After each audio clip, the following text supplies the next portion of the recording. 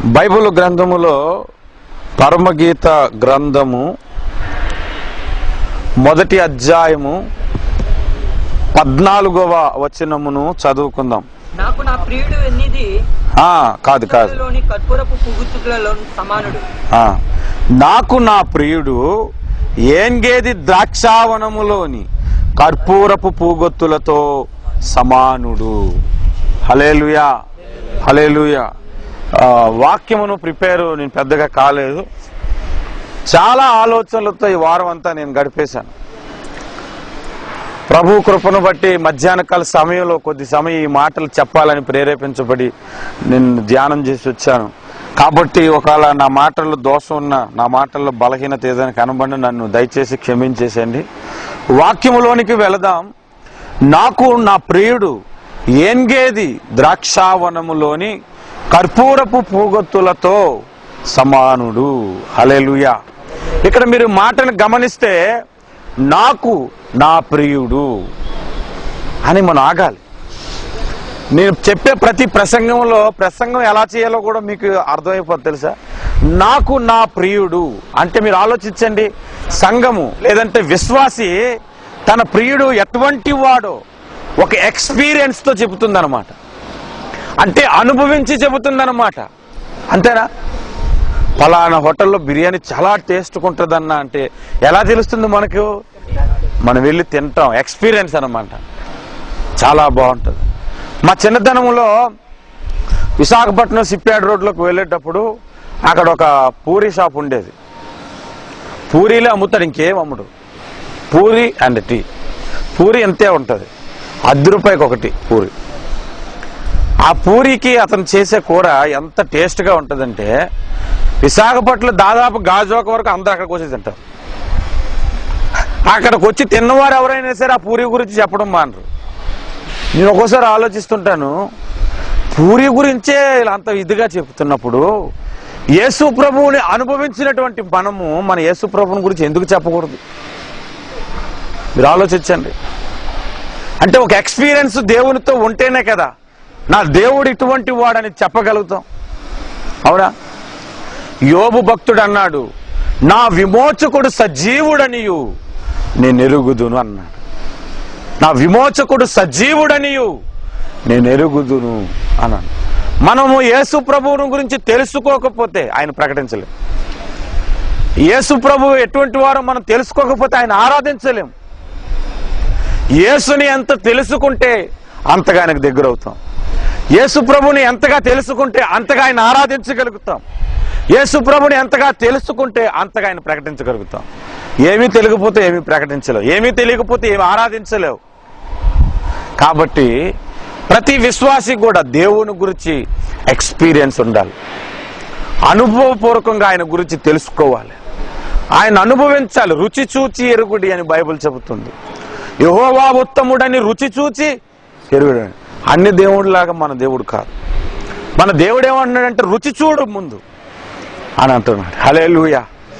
ఆయన రుచి చూస్తే గనక ఎంత దూరమైనా ఆయన సన్నిధికి వస్తాం, ఎంత కష్టమైనా కూర్చుంటాం, ఎన్ని ఇబ్బందులైనా ఆయన దగ్గర ఉంటాం మనం. హల్లెలూయా. ఎన్ని అవమానాలు వచ్చినా ఆయన విడిచి వెళ్ళిపోం. కాబట్టి ప్రతి విశ్వాసికి యేసుని గురించి ఒక ఎక్స్పీరియన్స్ ఉండాలి, ఒక అనుభవపూర్వకంగా ఆయన గురించి తెలుసుకుని ఉండాలి. అలాంటి అనుభవంతోనే సంఘం ఇక్కడ ఏమని ఉంటుందంటే నాకు నా ప్రియుడు అని చెప్పి యేసు ప్రభువుని అడ్రస్ చేస్తుంది. అంటున్నారు, నాకు నా ప్రియుడు ఏంగేది ద్రాక్షావనములోని కర్పూరపు పూగొత్తులతో సమానుడు. ఇప్పుడు నేను ఒక విషయం అడుగుతాను, నాకు నా ప్రియుడు కర్పూరపు పూగొత్తులతో సమానుడు అంటే సరిపోతుంది కదా? మొత్తం స్టోరీ అంతా చెప్పడం ఎందుకు? ఎవరైనా బ్రదర్ నన్ను వచ్చి అడిగారు అనుకో, బ్రదర్ మీరు ఎక్కడ ఉంటున్నారంటే 393 ఇంట్లో ఉంటున్నాను అన్నాను. 393 ఇల్లు ఎక్కడుంది? 4th ఫ్లోర్ లేదు. 4th ఫ్లోరే రా బాబు, 4th ఫ్లోరే. ఏ బిల్డింగ్? 703 అని చెప్తాను. 703 బాగానే ఉంది. ఇంతకీ ఏ ఏరియా? West Coast road. ఇంకా నియర్ బై కూడా చెప్పాలి, క్లెమెంటీ అని కదా. అలాగా ఇక్కడ డైరెక్ట్ గా చెప్పకుండా కంప్లీట్ గా ఆయన ఎటువంటి వాడు అన్నది ఫుల్ అడ్రస్ సంఘం చెబుతుంది అన్నమాట. అది అంటే ఆయన రీచ్ అవ్వటానికి ఈ ఫుల్ అడ్రస్ కావాలి. ఇప్పుడు అర్థమవుతుందా? కాబట్టి మన దేవుడు, మన ప్రియుడైన యేసు ప్రభు ఎటువంటి వాడంటే ఏన్గేది ద్రాక్షావనములోని కర్పూరపు పూగొత్తులతో సమానుడు. హల్లెలూయా, హల్లెలూయా. ఈ విషయాలన్నీ ఎందుకు చెప్తున్నాడు? ఎందుకు సంఘం చెబుతుంది? పరిశుద్ధాత్మ దేవుడు ఈ మాటలని ఎందుకు రాయించాడు అన్నది మనం ఆలోచిస్తే, ఈ ఏన్గేది అనే పట్టణం ఉంది చూశారు. ఈ పట్టణము యూదా దేశములో ఇది ఒక పట్టణం. యెహోషువ గ్రంథము, దయచేసి అందరూ తెరిచి చూడండి. యెహోషువ గ్రంథము 15వ అధ్యాయము 61, 63 వచనాలు కలిపి ఉంటాయి, చదువుదాం. యెహోషువ గ్రంథము అరణ్యమున బెతేరబ, ఆ మిద్దెను, శెకాక, ఆ నిబ్షాను, ఆ ఇన్మేలహు, ఎన్గేది అనునవి, ఎన్గేది అనునవి వాటి పెళ్ళెళ్ళు పోగా, వాటి పల్లెలు పోగా అని అంటున్నారు సార్. ఎందుకు ఆ వచనాన్ని చూపించానంటే, ఈ పట్టణము యూదా దేశంలోనిది ఒకటి, ఒక ప్రాంతము, ఒక ఏరియా అన్నమాట. ఈ ఏన్గేదిని గురించి బైబుల్లో ఏం చెప్తుంటే, ఏన్గేది అరణ్యం అని ఒక చోట రాయబడి ఉంది, ఏన్గేది గుహ అని ఒక చోట రాయబడి ఉంది, ఏన్గేది పల్లెలు పట్టణం అని ఒక చోట రాయబడి ఉంది బైబుల్లో. ఈ పట్టణానికి అసలు పేరు ఏం పేరంటే అససోన్ తామారు అనే పేరుంది. ఆది కాండము 14వ అధ్యాయము 7వ వచనములో చూస్తే, ఆది కాండం 14వ అధ్యాయం 7వ వచనంలో ఎన్ని సత్ముతుకును వచ్చి అమాలేకీయుల దేశమంతటిని మాషోన్ తామారులో కాపురమున్న అమోరీయుల, అససోన్ తామారులో కాపురమున్న అని అంటున్నారు. ఈ పట్టణాన్ని ఏన్గేది అని అన్నారు. బైబిల్లో ఎక్కడుందంటే 2వ దినవృత్తాంతాల గ్రంథము 20వ అధ్యాయము 2వ వచనములో ఈ పట్టణం గురించి ఇంట్రడక్షన్ ఇస్తున్నాను, వినండి శ్రద్ధగా. 2వ దినవృత్తాంతాల గ్రంథము 20వ అధ్యాయము 2వ వచనం చదవండి. అంతలో కొందరు వచ్చి సముద్రము ఆవల నుండి తట్టు నుండి గొప్ప సైన్యం ఒకటి నీ మీదకి వచ్చుచున్నది, వారు అససోన్ తామారును ఎన్గేదిలో ఉన్నారని, చూసారా, అససోన్ తామారును ఎన్గేదిలో ఉన్నారని చెబుతారు. ఒకప్పుడు దాని పేరు అససోన్ తామారు, తర్వాత దాని పేరు ఏన్గేది అని అన్నారు. అససోన్ తామారు అనే పేరుకి అర్థం ఏంటంటే రక్తపు కోట అని అర్థం. ఏన్గేది అనే పేరుకి అర్థం ఏంటంటే కొండ మేకల స్థలము అని అంటారు. మొదటి సమూయేలు గ్రంథము 24వ అధ్యాయము, మొదటి సమూయేలు గ్రంథము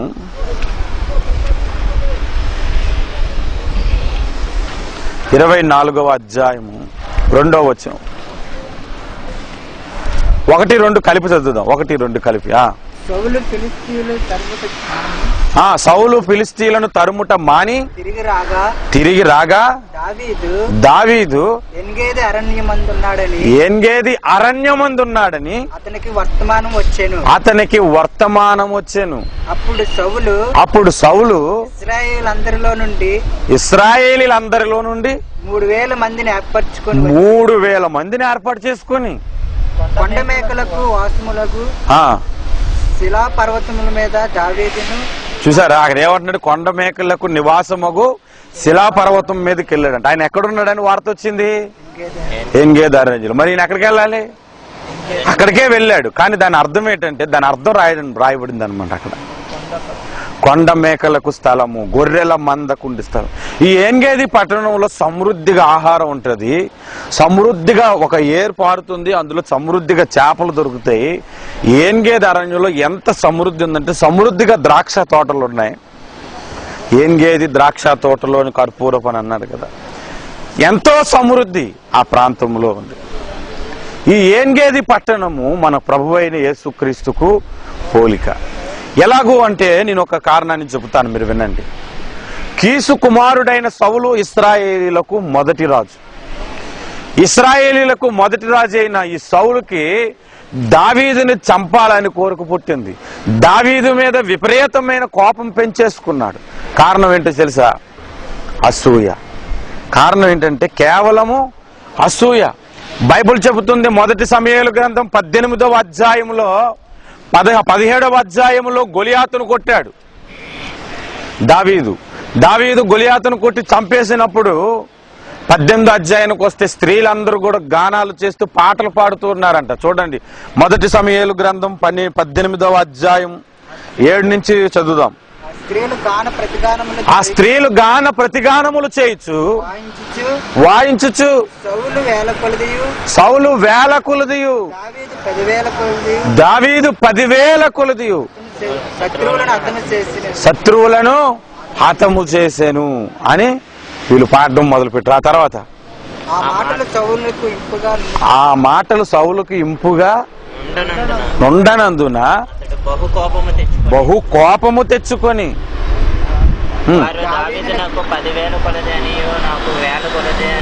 వారు దావీదునకు 10,000 కొలదేనియు నాకు అని అంటారా అని ఆయన కోపం. ఆయన్ని పొగడలేదని కాదు కోపం, ఇంకొకరి కంటే ఎక్కువగా ఎంచారనే కోపం. దానితో నాటి నుండి తర్వాత ఉంటది, దావీదు మీద విషపు చూపులు చూచెను. విషపు చూపులు అంట. దావీదు రాగానే ఒళ్ళు మండిపోతుంది. ఎవరికి? సౌలుకి.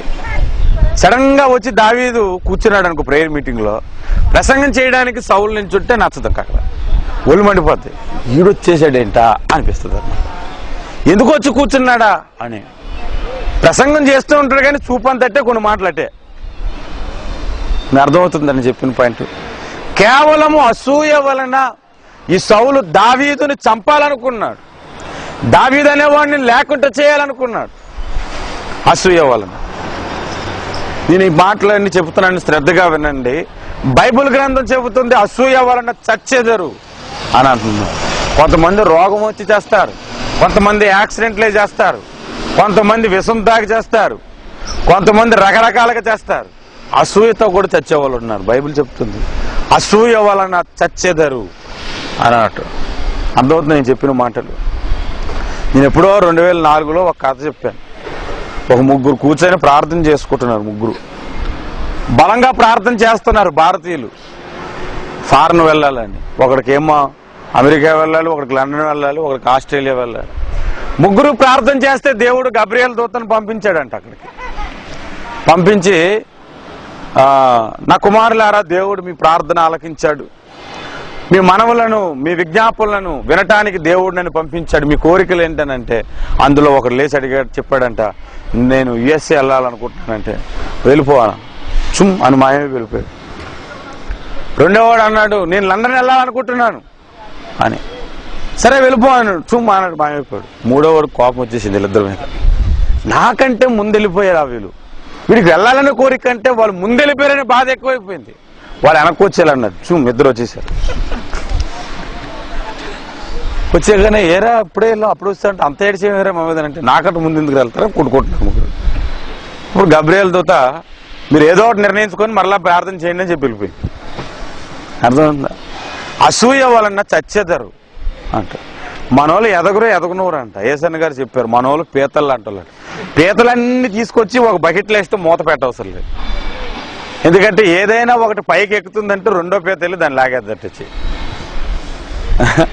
తెలుసా? పీతలు వేసి దానికి మూత పెట్టరు.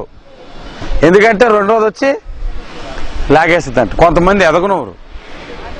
ఎందుకంటే వాళ్ళు ఎదగలేనప్పుడు ఎదుటోడు ఎదగకూడదు. ఇదే కాన్సెప్ట్. ఇక్కడ స్త్రీలందరూ వాళ్ళు చేసిన తప్పేం లేదు.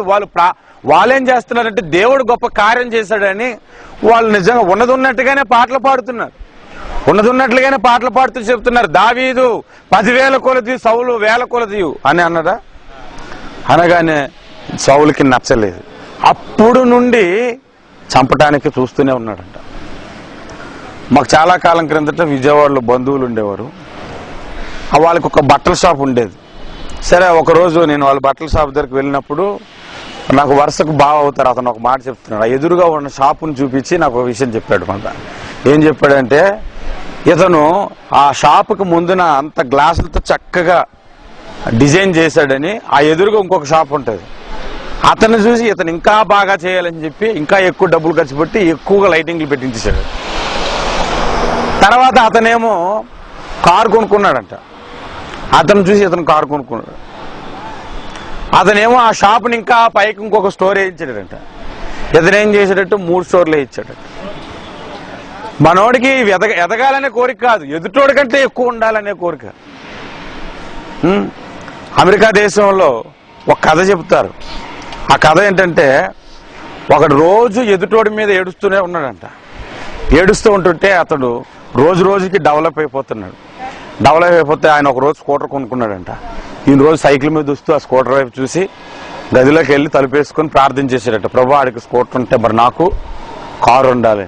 ప్రార్థన చేసిన తర్వాత దేవుడు కారు ఇచ్చాడంట. కారు వేసుకొని అతను ముందే హార్న్ కొడదామని చెప్పి హార్న్ కొట్టి ఆ డోర్ ఇలా ఓపెన్ చేసి ఇంట్లో చూస్తే వాళ్ళ ఇంట్లో 2 కార్లు ఉన్నాయి. బాబు, నేనేదో కారు వేసుకుని వస్తే వాళ్ళ ఇంట్లో 2 కార్లు ఉన్నాయేంటి అని చెప్పి లోపలికి వెళ్ళి ప్రార్థన చేసుకున్నాడంట. వాళ్ళ ఇంట్లో 2 కార్లు ఉన్నాయి, నాకు అలా కాదు, అతనికంటే పెద్ద బిల్డింగ్ ఉండాలని అని ప్రార్థన చేశాడు. దేవుడు సహాయం చేశాడు, పెద్ద బిల్డింగ్ కట్టుకున్నాడు. ఈయన బిల్డింగ్ స్టార్ట్ చేస్తుండే కానీ వాళ్ళు కూడా బిల్డింగ్ స్టార్ట్ చేశారు. ఈయన 2 అంతస్తులు కడితే 3 అంతస్తులు కట్టేశారు. ఇమ్మో ఏంటి లాభం లేదు, ఏం చేసినా నాకంటే డబల్ అయిపోతుంది అని ఒకరోజు అనుకున్నాడంట. నాకు ఏది అనుకుంటే ఆయనకు 2 అంతలు వస్తుంది కాబట్టి ప్రభువా నా కన్ను తీసే అని ప్రార్థన చేశాడు. అప్పుడు ఆయనకి ఏమవుతుంది, 2 కళ్ళు పోతాయి. సరే, డ్రైవింగ్ చేసుకుని వెళ్తున్నప్పుడు యాక్సిడెంట్ అయింది, కన్నుకు దెబ్బ తగిలింది. తీసుకెళ్లి హాస్పిటల్ వేశారు, కంటికి వేశారు. డాక్టర్ గారు వచ్చి చెప్పారు, బాబు నీ కన్ను పోయింది, ఇంక నువ్వు చూడలేవు అని అంటే, చాలా థ్యాంక్స్ అండి అని డాక్టర్ గారికి చెప్పాడు. అంటే డాక్టర్ గారు అయితే మరి ఇంటికి వెళ్తారనంటే అర్జెంటుగా వెళ్ళిపోవాలి నేను అని చెప్పి ఎంత ఆతృతకు వచ్చాడంటే, అతను కళ్ళు చూడాలి, 2 కళ్ళు పోవటం చూడాలి. వచ్చేటప్పటికి 2 కళ్ళు ఉన్నాయి. అప్పుడు మనోడికి బుర్రలు వెలిగింది అనమాట. నాకు ఒకటి పోతాడు 2 ఉంటాను, నేను ఎందుకు ఆలోచించలేదా అని. అర్థమైందా? నాకు ఒకటి పోతే 2 పోతేనే అనుకున్నాడే కానీ ఆయనకు 2 ఉన్నాయి. ఇప్పుడు ఇంకొకటి లేవు. అలాగా అసూయతోని చాలా మంది ఆధ్యాత్మిక జీవితాల్లో ప్రార్థన ఉండదు. అసూయ ఎప్పుడైతే వచ్చేసిందో వాళ్ళ జీవితాల్లో అభివృద్ధి ఉండదు. ఇంకా ప్రార్థన జీవితం తగ్గిపోద్ది, వాక్యం చదవటం తగ్గిపోద్ది, సత్యాన్ని అన్వేషించటం తగ్గిపోతుంది, ఎదుటోడి మీద ఏడడం పెరిగిపోతుంది. కాబట్టి అసూయ వలన చనిపోతారు మనుషులు అని బైబిల్ చెబుతుంది.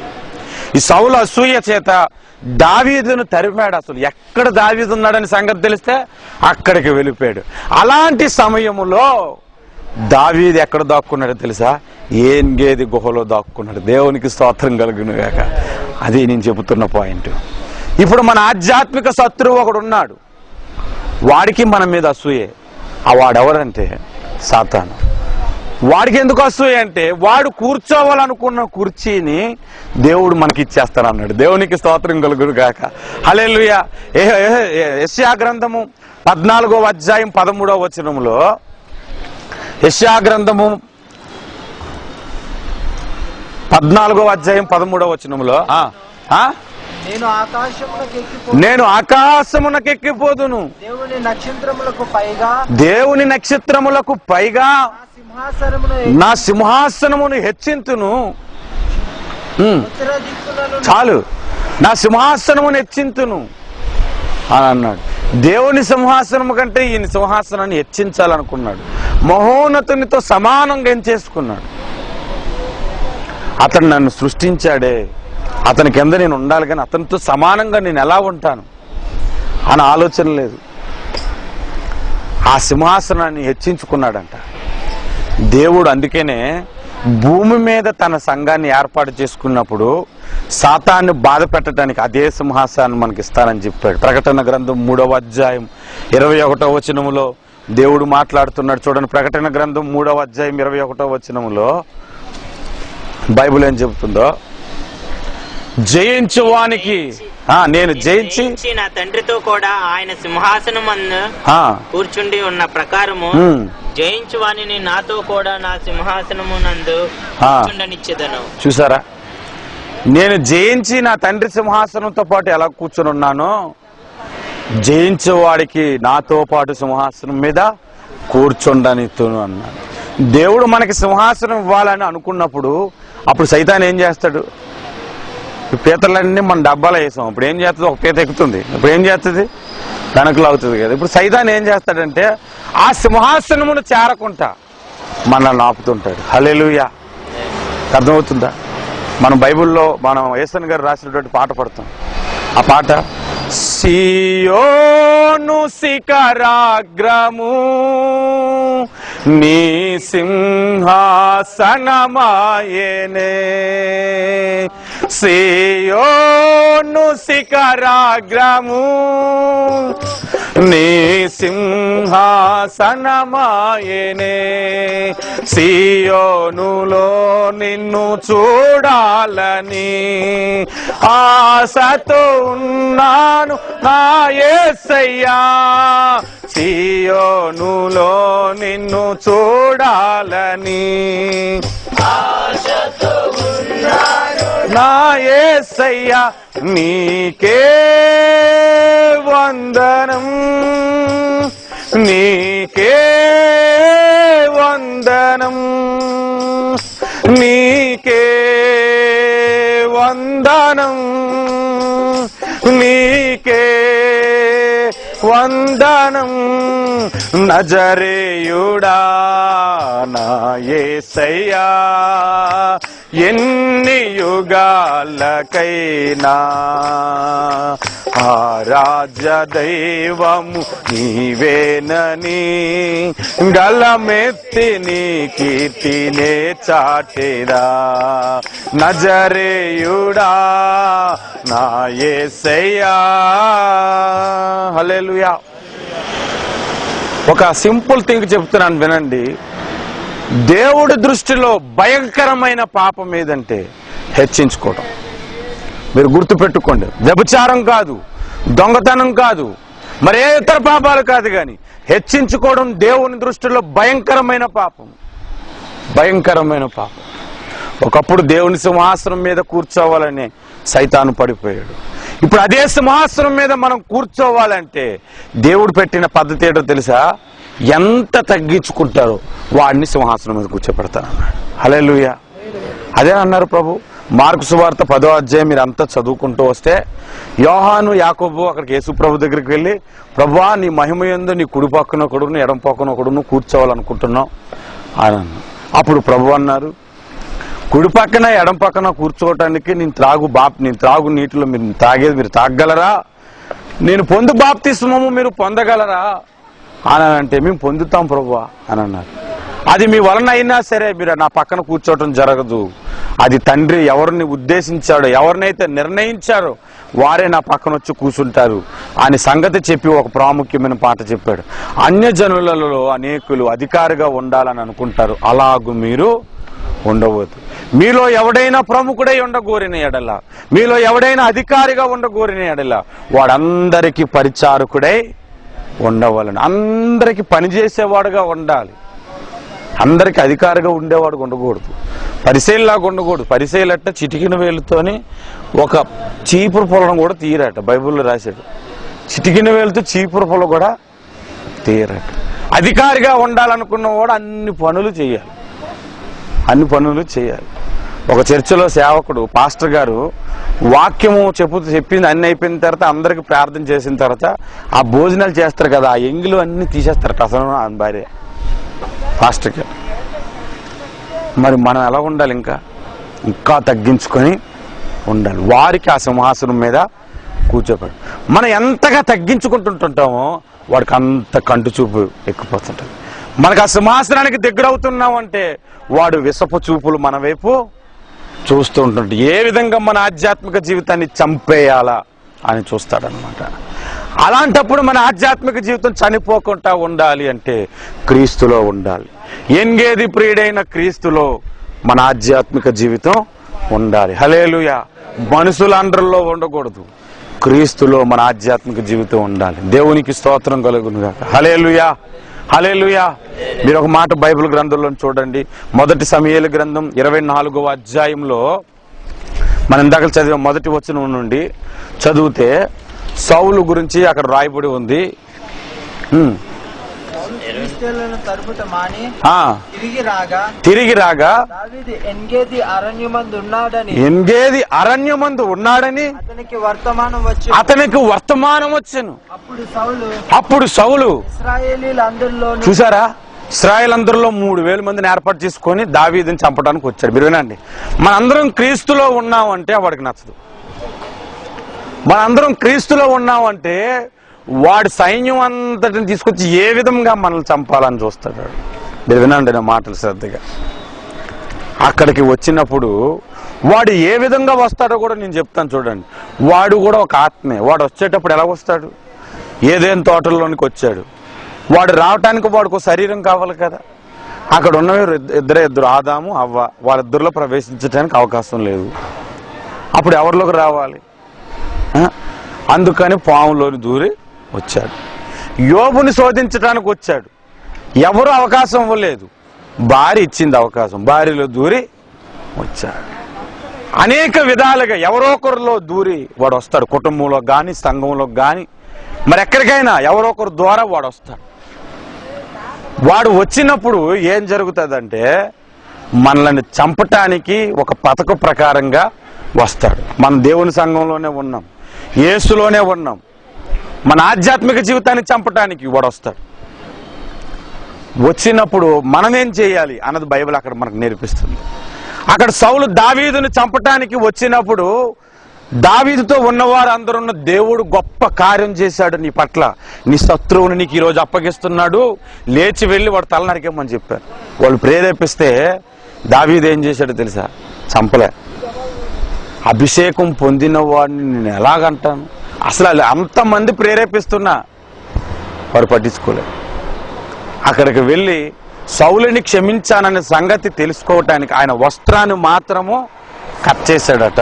ఆ వస్త్రాన్ని కట్ చేసినప్పుడు కూడా ఆయన హృదయం ఎలాగుందో తెలుసా? అభిషేకం పొందిన వాని వస్త్రమును కట్ చేస్తున్నాననే బాధతో కట్ చేశాడట.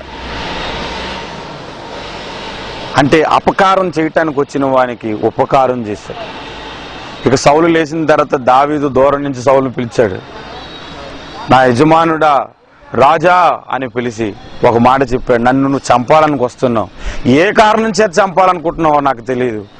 నీవు ఈరోజు దేవుడు నాకు నిన్ను అప్పగించినను నిన్ను చంపలేదు, చూసావా, నీ వస్త్రాన్ని మాత్రమే నేను కట్ చేశానని చెప్పగానే సౌలు మైండ్ బ్లాక్ అయిపోయింది. ఇంకా అసలు ఆయనకి ఏం అర్థం లేదు చాలాసేపు. క్రీస్తులో ఉన్న మనం దుష్టుడు ఎవరినైనా ప్రేరేపించి మన మీదకు వచ్చినప్పుడు దుష్టుడిని గద్దించాలి, అతన్ని క్షమించాలి. హల్లెలూయా. అర్థమవుతుందని చెప్పిన పాయింట్. మనం పోరాడుతున్నది శరీరాలతో కాదు, ఆకాశమందుండు దురాత్మలతో. ఆ దురాత్మలు ఎవడో ఒకరి ద్వారా పనిచేస్తుంది. కాబట్టి ఏన్గేది అరణ్యములో ఉండుట అంటే, ఏన్గేది గృహలో దావీదు దాక్కున్నాడంటే, ఈ రోజు ఆధ్యాత్మికంగా సౌలు చేత ఆ రోజు దావీదు తరంబడుతున్నప్పుడు ఆశ్రయించిన గుహ ఏన్గేది గృహ. ఈరోజు సాతాను చేత తరంబడుతున్న సంఘము ఆశ్రయించవలసినటువంటిది ఏన్గేది ప్రియుడని యేసయ్య. దేవునికి స్తోత్రం కలుగును గాక. హల్లెలూయా, హల్లెలూయా. ఈ ఏన్గేది పట్టణమును గురించి ఇదే పాఠం కాదు, మరొక పాఠం కూడా బైబిల్ గ్రంథంలో చాలా చక్కగా రాయబడి ఉంది. 2వ దినవృత్తాంతాల గ్రంథము 20వ అధ్యాయము 1వ వచనము నుండి 27 వచనాల వరకు మనం చదివితే, ఇప్పుడు చదివితే టైం అయిపోతుంది కాబట్టి 1వ వచనం మాత్రం చదవండి. మోయాబీయులను, అమ్మోనీయులను, మేయోనీయులను కొందరును, చాలు, ఈ 3 దేశాల వారు ఇశ్రాయేలీల మీదకి దండెత్తొచ్చారు. వారు ఎక్కడికి వచ్చారంటే 2వ వచనంలో రాయబడి ఉంది. వారు ఎక్కడికి వచ్చారంటే అంతలో కొందరు వచ్చి సముద్రము ఆవల నుండి సిరియనుల తట్టు నుండి గొప్ప సైన్యం ఒకటి నీ మీదకి వచ్చుచున్నది, చిత్తగించుము. వారు తామారు అను ఏన్గేదిలో ఉన్నారని. వాళ్ళు ఎక్కడికి వచ్చారు? ఇప్పుడు అక్కడే యుద్ధానికి వచ్చారు. చూసారా, క్రీస్తులో ఉన్న వారి దగ్గరికే వాడు వస్తాడు యుద్ధానికి. నేను గతంలో చాలాసార్లు చెప్పాను, బయట 100 మంది ఆడు కూర్చొని మందు కొట్టినాయి వాడి దగ్గరికి వెళ్ళరు. ఇక్కడ అందరూ కూర్చొని బుద్ధిగా ఆరాధన చేస్తారు, వాడు ఎక్కడికే వస్తాడు. వాడికి ఇదే కావాలి, పాడు చేయటానికి. అక్కడికి వచ్చినటువంటి 3 శత్రువులు మీద దేవుడు ఆ అధ్యాయం అంతా చదివితే గొప్ప జయమును అనుగ్రహించాడు. ఏ విధంగా జయమును అనుగ్రహించారంటే వాళ్ళు ఏం చేశారంటే కేవలం దేవుడిని స్తుతించారంతే. ఓన్లీ స్తుతించారు, only praise and worship only. ఆ 3 దేశాల మీద జయం వచ్చేసింది. హల్లెలూయా. ఈ రోజు మన ఆధ్యాత్మిక జీవితంలో 3 శత్రువులు ఎవరంటే నేత్రాస, శరీరాస, జీవపుటము. మొదటి యోహాను పత్రిక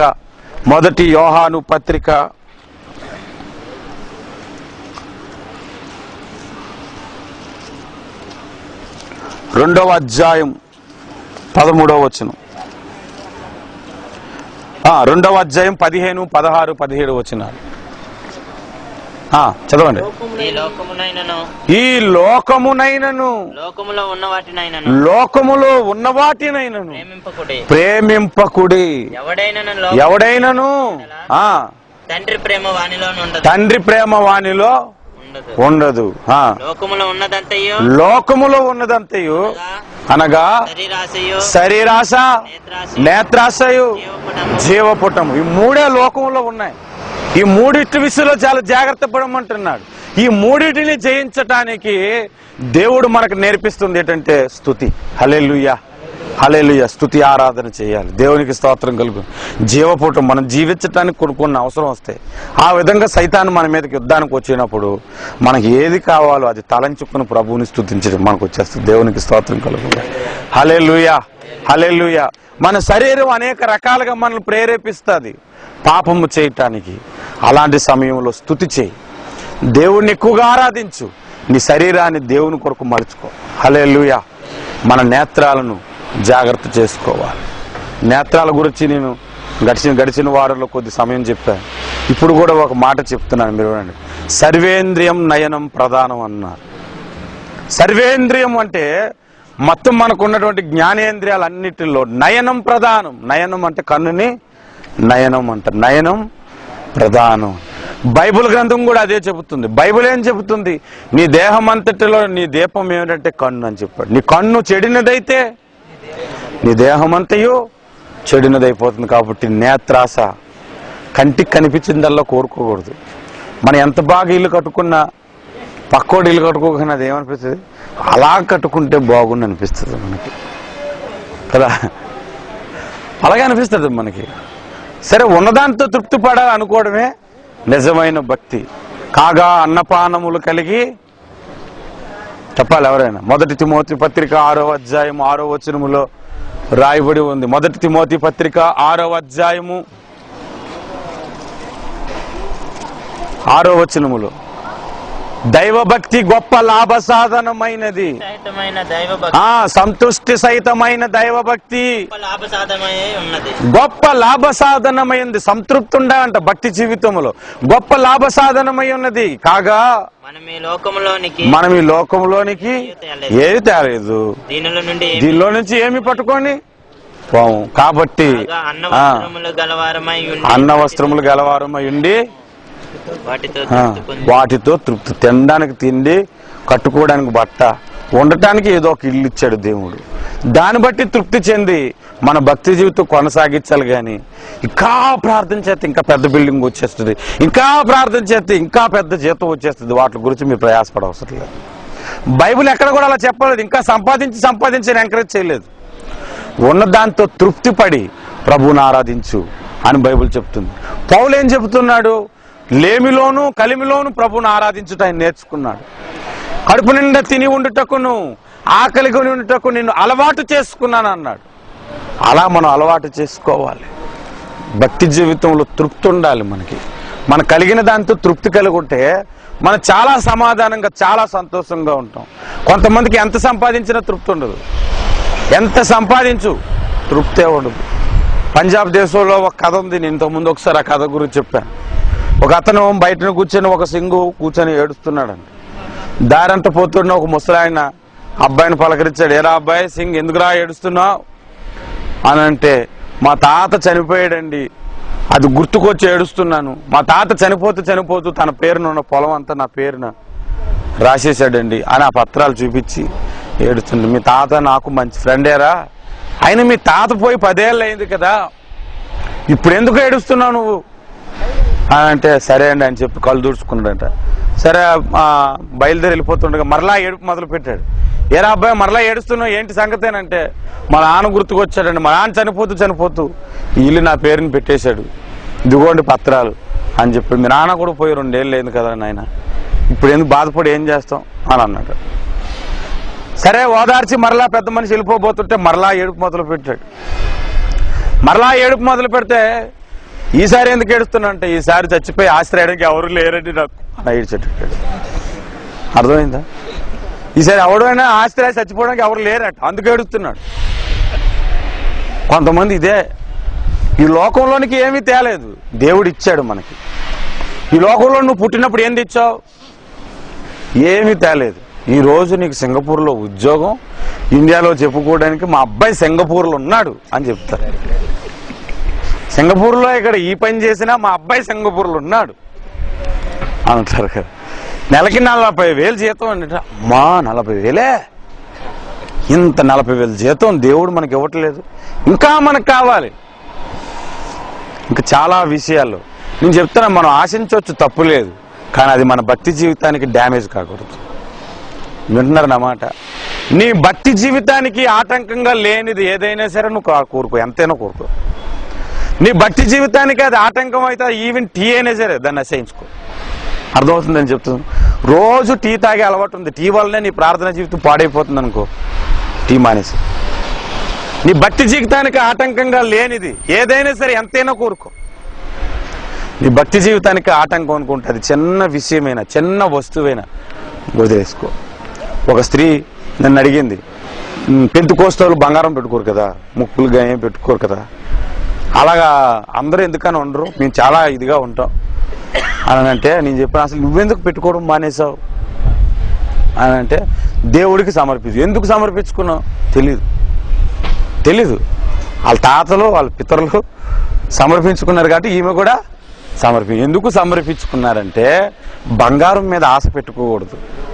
బంగారం చూడగా చాలా మందికి ఇలా ఉండే, ఇలాంటి నెక్లెస్ వేసుకోవాలంటే వేసుకోవాలని ఉంటుంది కదా, దానివల్ల దైవికంగా ఎదగరని పెంతుకోస్తూ పద్ధతుల ప్రకారంగా అది తీసి పడేసి. నేను ఒక విషయాన్ని చెప్పాను అప్పుడు, నీ భక్తి జీవితానికి ఏదైనా ఆటంకం ఉంటుంది, బంగారం కదా, ఏదేదైనా సరే వదిలేయాలి. నీ భక్తి జీవితానికి ఆటంకంగా లేనిది ఏదైనా సరే నువ్వు ఎంతైనా కూరుకో, దేవుడు నిన్ను అడ్డుపెట్టడు. కాబట్టి శ్రద్ధ కలిగి మన ప్రభు విషయంలో మనం ఎదుగుతూ ఉండాలి.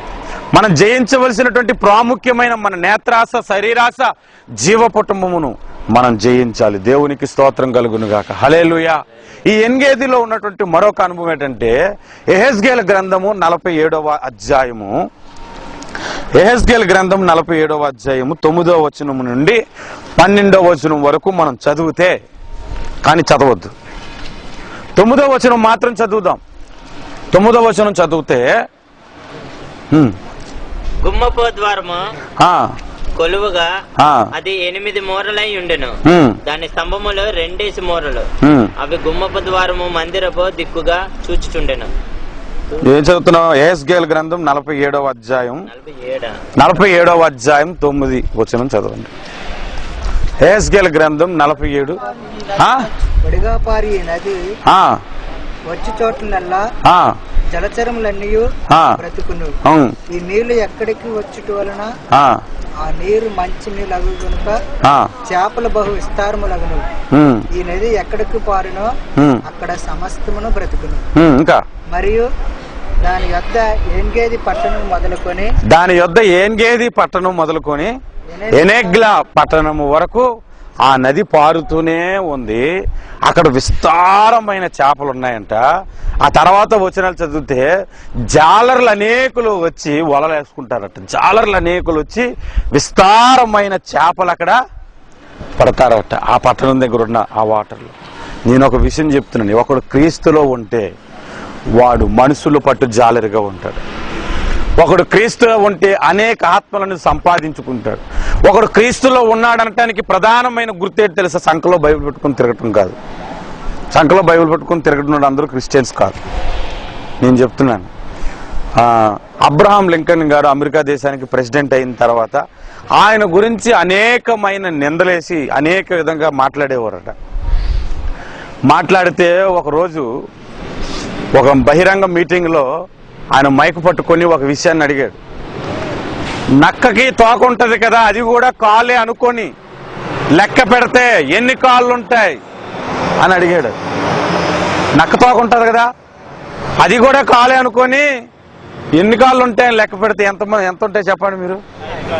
5 కాళ్ళు అని అందరు చెప్పారంట.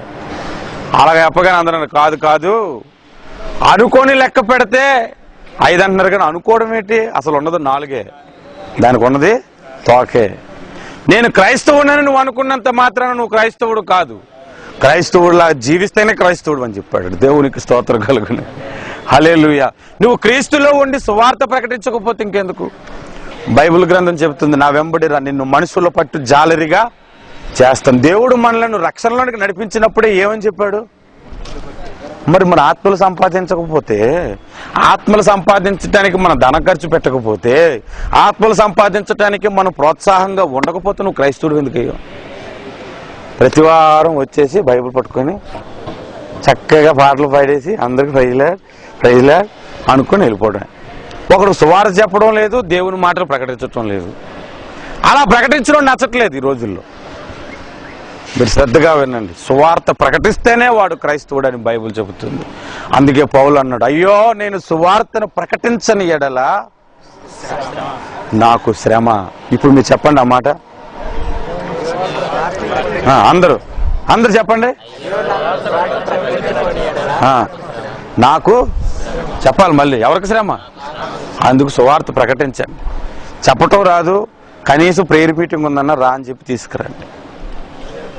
మనం ఒక గోడలు చూడొద్దు, ఒక పెద్ద మందిరాన్ని చూడొద్దు, దేవుని కొరకే మనం చేద్దాం. మన మహిమ అంతా పరలోకంలోనే పొందుకుంటాం. దేవునికి స్తోత్రం కలుగునుగా. కాబట్టి ఈ ఏన్గేది అనుభవం ఏంటంటే, మొట్టమొదటిగా ఏం చెప్పానంటే, శత్రు సైన్యము నుంచి దాక్కోవటానికి ఉపయోగం ఉంటుంది. రెండవది శత్రువుల మీద జయము కలుగుతుంది. మూడవది ఆత్మల సంపాదన ఉంటుంది. హల్లెలూయా. ఇప్పుడు ఒక విషయాన్ని చెప్తాను. ఏన్గేదిలో ద్రాక్షావనం ఉంది. ఈ ద్రాక్షావనం ఏంటంటే సంఘము. హల్లెలూయా. ద్రాక్షావనం ఏంటి? సంఘము. బైబిల్లో చాలా వచనాలు ద్రాక్ష తోటతో సంఘమును పోల్చాడు. ఇప్పుడు ఈ ద్రాక్ష తోట ఎక్కడుంది అంటే సంఘం ఎక్కడుంది? యేసులో ఉంది. హల్లెలూయా, హల్లెలూయా. ఆ యేసులో ఉన్న సంఘము దేనితో సమానంగా ఉండాలంటే కర్పూరపు పూగుత్తులతో సమానం. కర్పూరం తెలుసా? చూసారు ఎప్పుడైనా? ఎలా ఉంటది? తెల్లగా ఉంటది. మన యేసయ్య పరిశుద్ధతను సూచిస్తుంది. అది దేవునికి స్తోత్రం కలుగును. కర్పూరం ఎప్పుడైనా నాకారా? కర్పూరం పోనీ ఎప్పుడైనా దాని గురించి ఒక కవిత్వం ఉంటది, విన్నారా? ఏంటి? కర్పూరం ఉప్పు కర్పూరంబు ఒక పాలిక నుండు అని. అది టేస్ట్ గా ఉంటది, ఎలా ఉంటుంది చెప్పండి? చేదుగా ఉంటది, చేదుగా ఉంటుంది. అది యేసు ప్రభు శ్రమలను సూచిస్తుంది. హల్లెలూయా. ఈ కర్పూరాన్ని తీసుకెళ్లి అగ్గిపెట్టామనికి ఏమవుతుంది? అది యేసు ప్రభు శిలువ యజ్ఞాన్ని సూచిస్తుంది. దేవునికి స్తోత్రం కలుగును. దాని నుండి వచ్చే సువాసనే ఆ పూగొత్తులు. ఆ అనుభవం ఎరిగి ఈ సంఘం చెబుతుంది అన్నమాట. దేవునికి స్తోత్రం కలుగును గాక. ప్రతి క్రైస్తవుడికి యేసు పరిశుద్ధత గురించి తెలియాలి, యేసు శ్రమల గురించి తెలియాలి, యేసు శిలువ యజ్ఞమును గురించి తెలియాలి. అప్పుడే సువార్త ప్రకటించగలుగుతాడు. దేవునికి స్తోత్రం కలుగును గాక. హల్లెలూయా, హల్లెలూయా. ఆ మాటలు చదువుకొని కవితలు రాసుకొని పాటలు పాడుకోవడానికి కాదు, మన సువార్త ప్రకటిస్తూ దేవుని కొరకు జీవించటానికి. అందరూ కూడా మోకాళ్ళు వేద్దాం, ప్రార్థన చేసుకుందాం. ఈరోజు మీరు అందరూ కూడా ఒక మాట చెప్పారు, ఏంటంటే అయ్యో నాకు శ్రమ అని. మీకు శ్రమ రాకుండా ఉండినట్లు మీరు సువార్త ప్రకటించాలి. కాబట్టి ప్రార్థన చేసుకుందాం. అందరూ మోకాళ్ళు వేయండి. మోకాళ్ళున కన్నీరు కార్చి ప్రభువుని స్తుతిస్తూ ప్రార్థన చేద్దాం. ప్రభువుని అడుగుదాం, ప్రభువా నేను భక్తి జీవితంలో వస్తున్నాను, వెళ్ళిపోతున్నాను, అన్నిటికీ ఉన్నాను, కానీ సువార్త కొరకు నేను ప్రయాసపడట్లేదు నాయన. అని ప్రార్థన చేయి. మన సువార్త కొరకే ప్రత్యేకమైనటువంటి కూటాన్ని December 14th semi Christmas event ని పెట్టాం. ఆ రోజు అనేకమైనటువంటి మీ ఫ్రెండ్స్ ని తీసుకురండి. ఎవ్రీ వీక్ మీరు తేలేరు కాబట్టి ఆ రోజు అనేకులు, కనీసం ఒకరు 10 మందినైనా తీసుకురండి. ఒకరు 10 మందినైనా తీసుకొని రండి. అప్పుడు మీరు ఆశీర్వదించబడతారు. సువార్త వారిని వినిపింపజేసిన వారు అవుతారు. సువార్త చెప్పటం అంటే ప్రత్యేకంగా నువ్వు వెళ్ళి చెప్పటమే కాదు, సువార్త వినేటట్లుగా ఎదుటి వ్యక్తిని చేయటము కూడా సువార్తే. కాబట్టి ఈ విషయంలో నువ్వు జాగ్రత్త కలిగి ఉండు. ఆ రోజు వస్తున్నటువంటి దైవ శాఖను బట్టి దేవుని మాటలు వింటే వారు మారుతారేమో, వినని ఎడల వారు ఎట్లు విశ్వసించుతారని పౌలు చెబుతున్నాడు. కాబట్టి ఇగో నువ్వు మనిషిని తీసుకురాకపోతే నీకే శ్రమ అనేది నువ్వు గ్రహించి సువార్త ప్రకటించే విషయంలో జాగ్రత్త కలిగి ఉందాం. మనందరం కూడా మోకాళ్ళు